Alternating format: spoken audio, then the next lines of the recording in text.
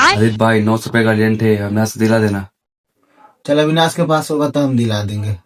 हम देखे अविनाश अभी एटीएम से निकाल के लाया है 2000 रुपये। अच्छा ठीक है भाई, चल देखते हैं, एटीएम से निकाल के लाया हुआ तो हम दिला देंगे। अविनाश, अविनाश, हाँ भाई। अनिश के 900 रुपए की जरूरत है भाई, दे दो ना। भाई मेरे पास कहाँ पैसा है यार। वो बोला कि तुम एटीएम से निकाल के लाया है। अरे यार कहाँ से, हाँ यार पैसा तो निकाल के लाए हैं पर थोड़ा काम है। तो दे दो ना भाई, बाद में ले लेना। कितना चाहिए? 900 रुपया। 900 रुपए? ठीक है भाई, तुम्हारे कहने पर दे दे रहे हैं, लेकिन बोल देना उसको जल्दी पैसा दे दे। ठीक है, दे दो। ये ले भाई 900 रुपए। ये क्या है भाई?